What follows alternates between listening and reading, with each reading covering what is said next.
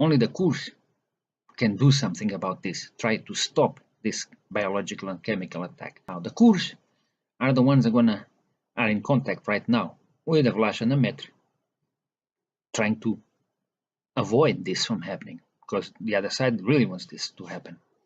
And how can it be avoided? How can it be stopped? There's many ways. The Kurds can give them something that they want. It has happened before. It will happen again in the future if we're around here, and it has happened in other places. They're smart. They will come up with something one way or another. I don't know which way, because it also depends on the other side if they accept what the Kurds are giving to them or not. You know, sometimes you have to dance with the devil to keep the music going. But I can tell you this much. It's a promise I'll make you. If, for some one way or another, the biological attack does not happen in the next 5 weeks, give or take a few days, if it doesn't happen, something else will happen at a smaller scale. They will make them mark. They will cause some kind of catastrophe in the world. Not the biological attack, but something smaller, yet still very big. It might be a huge mega earthquake that affects millions of people. Not that those earthquakes you feel every day in LA or in Tokyo and destroy some buildings, maybe 20 people die. No, I'm talking about something bigger, like it has happened in the past. It might be that, a huge earthquake. It might be a volcanic eruption, a huge one. It can be a nuclear explosion. I don't know. They blow up a nuclear plant somewhere. A couple of nuclear reactors, like Chernobyl. So this can happen within these next 5 weeks or right after. Or right after these 5 weeks, this smaller catastrophe. You know, because if they reach an agreement today to stop the biological attack, the Vlach and Met can do this smaller catastrophe the next day, or in 2 weeks, or in 3 weeks. Or they can do it, and if they don't do it in the next 5 weeks, which is the time frame that we think this will happen, that they have planned on doing it, then it will happen after November 20th. But always before the end of the year. Always before the end of the year. This is a big disaster. But, you know, as you know, we know these things are coming. They follow a pattern, you know, pattern of disaster. And I've proven to you many times that when I say things are going to happen, they do happen. And I've been doing those predictions for 12 years. Many I shown to everybody, others I only showed to the 72s for other reasons. But this, one way or another, will happen.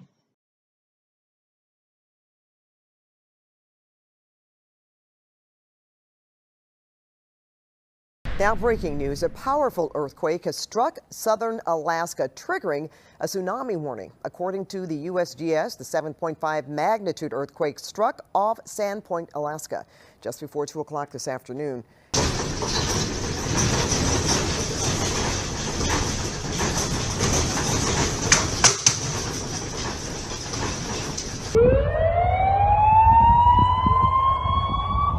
Attention. A tsunami warning has been issued for this area.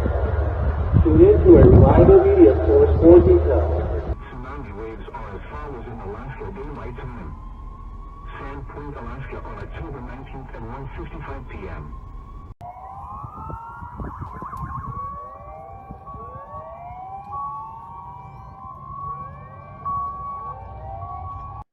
But this, one way or another, will happen. Hello. So, let's look into this earthquake. I don't know, just to get something out of the way. Some of you may say, Dantes, earthquakes in Alaska are very common. Yes. Earthquakes are common everywhere in the world. In Alaska, even more than in most places of the world. They're in the so-called Ring of Fire, and they're used to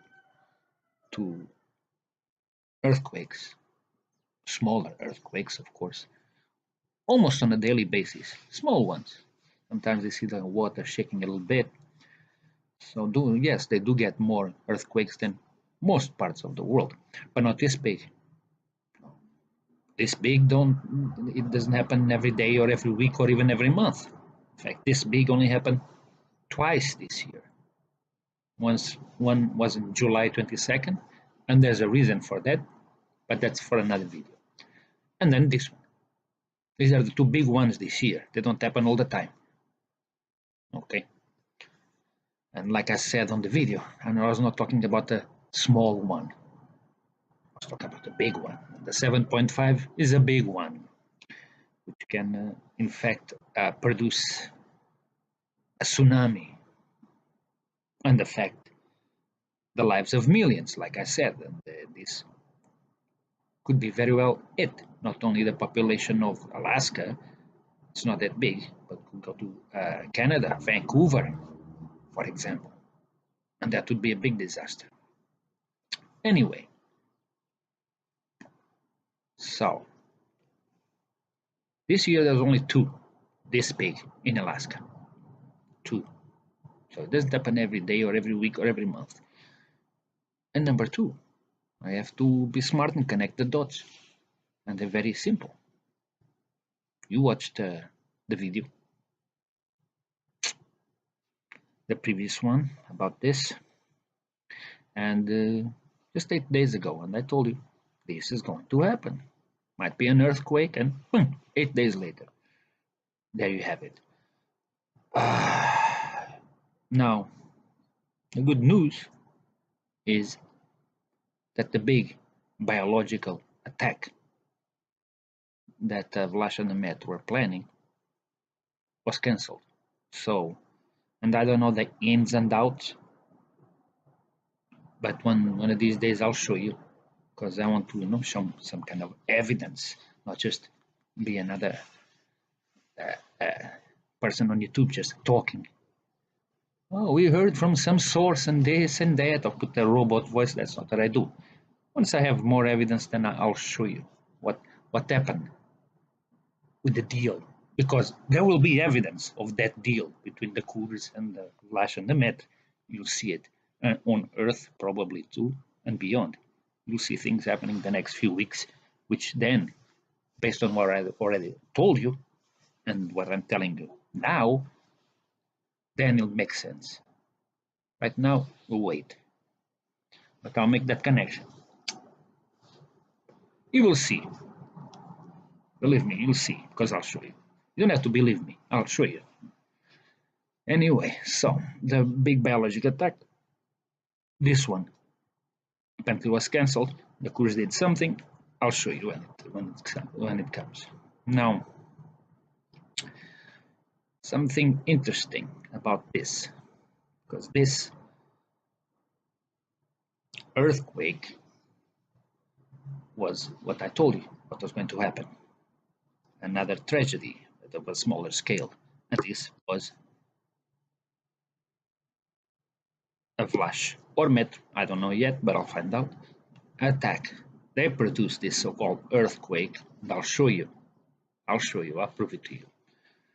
Just a second. Now, and they produced it. And the intention was not to destroy a big area because of the earthquake. Otherwise, they would have done it on land.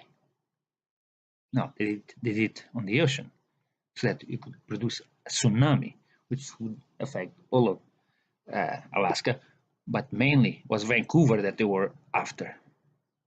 The target was Vancouver. Why it didn't happen? Well, because right after this earthquake, the Kurds,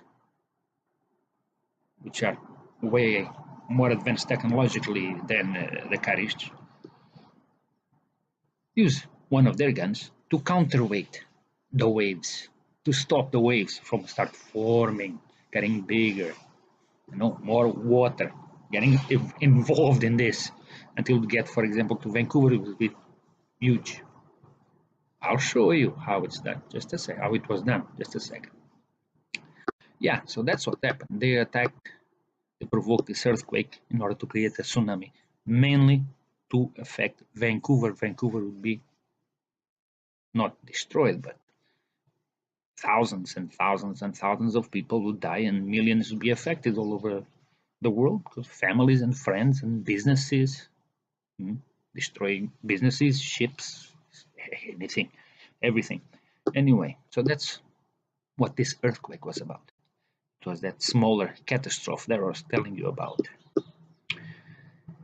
And now I'm gonna usually explain something to you. I'm gonna prove to you that this was not a normal earthquake. You know, usually earthquakes this big are not normal. They're created by someone. By Met, by Flash, by others too. Anyway, you know how this can be proven that this is not a normal earthquake? Because normal earthquakes, the big ones, even a 5.0, 5.5, even a 4 or a 4.5, are followed not by hundreds but thousands of aftershocks. All of them. Talk about a normal earthquake. Natural earthquake.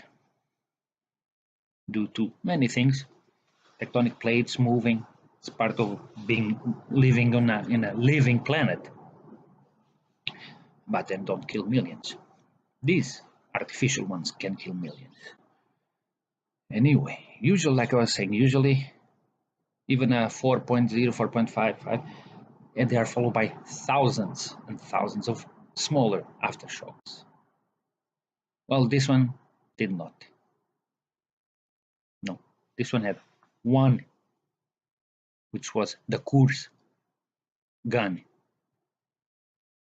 stopping the tsunami from being created, from getting bigger.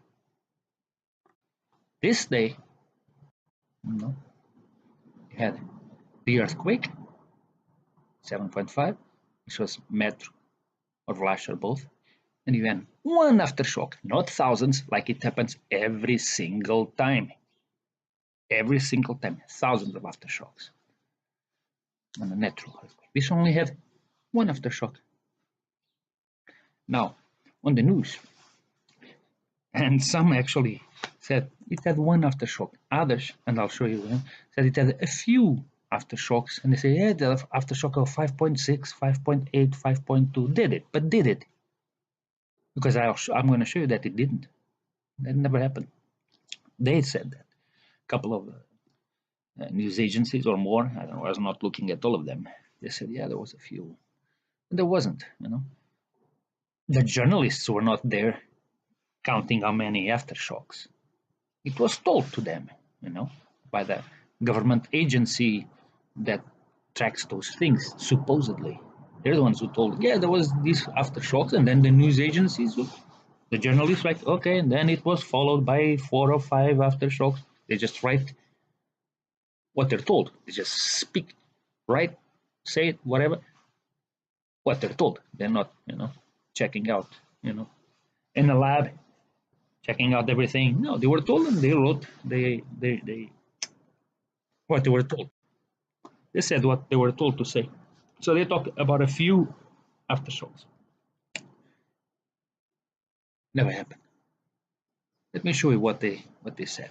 Let me show you. According to the USGS, the 7.5 magnitude earthquake struck off Sandpoint, Alaska, just before 2 o'clock this afternoon. It was followed by several aftershocks in the 5.0 magnitude range.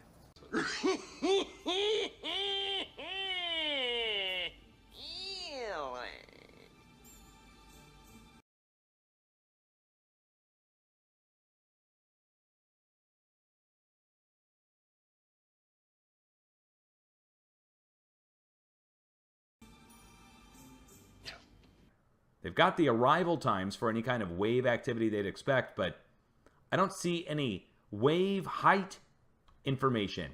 So I would think they're still reassessing or assessing, not reassessing, Still assessing whether or not there's any wave activity. I would wait at least an hour or two before definitively saying whether or not there is a wave. An hour, not 2 hours. 2 hours is overkill. 1 hour from the point of the earthquake, you could pretty much say whether or not there's going to be a wave or not. If there's no wave by that point detected, there is no tsunami. Now, we do have aftershock activity taking place. For instance, a 5.2 just struck as an aftershock. I think that's the first noteworthy aftershock. We have everything 0.0 and greater turned on. So it is the first. How could there only be one aftershock on this? I've got the USGS 0.0 and greater feed turned on. So why wouldn't they show us anything smaller? This is Alaska, and they are normally showing us all the small earthquakes up in Alaska. So either they're omitting thousands of small earthquakes that are striking right now, or we've got a technical outage of some kind. Let me go turn on our USGS 0.01 day feed. See if that's going to make any difference. We should have a whole bunch of other aftershocks going on along with this quake. Not even one. We've got one 5.2 aftershock. Something's funny about that, guys.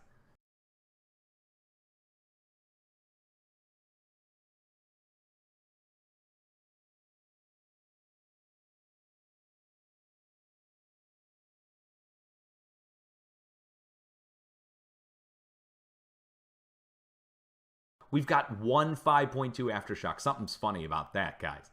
And funny, I don't mean like humorous. I mean there's something wrong with that. Because again, you can't get a 7.5 with tsunami and just one little aftershock of a 5. There should just be a whole bunch hitting right now, filling up the whole feed. And the fact that there's not means something's wrong with the reporting of the earthquakes. That's the only explanation.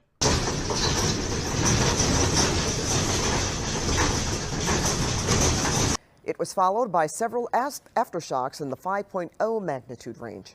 We've got one 5.2 aftershock. Something's funny about that, guys. And funny, I don't mean like humorous. I mean there's something wrong with that. Because again, you can't get a 7.5 with tsunami and just one little aftershock of a 5. Attention. A tsunami warning has been issued for this area. And we're back to major large activity. Nothing to scoff at when we get a tsunami warning. And the tsunami warning is still technically going, and it will go probably for the next hour until they ultimately figure out there's no wave. Don't want to say there's no wave for certain. Don't quote me on that. Now, the crews were able to avoid this smaller catastrophe that Vlash and the Met were planning, but they failed. And so, this is not the end of it. They will try again and again. It's coming. I told you the timeline can be, now because the biological attack was cancelled. They'll keep on trying until the end of the year, and they'll probably succeed. They're more in numbers. They're more technologically advanced. They'll succeed somehow. They'll keep on trying. To be continued. Stay safe.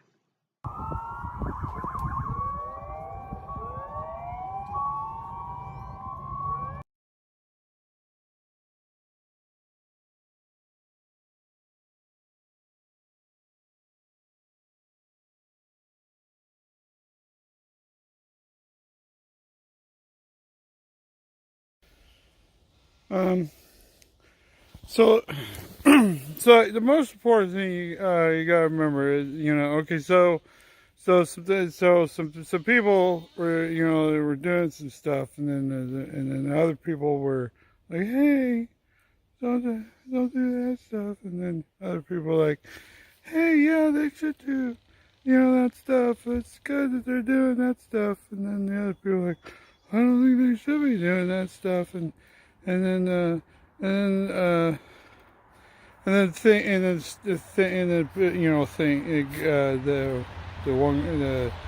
do so things are like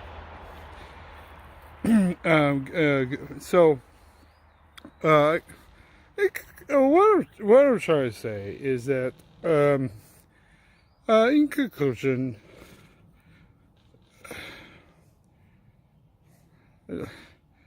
I have no idea.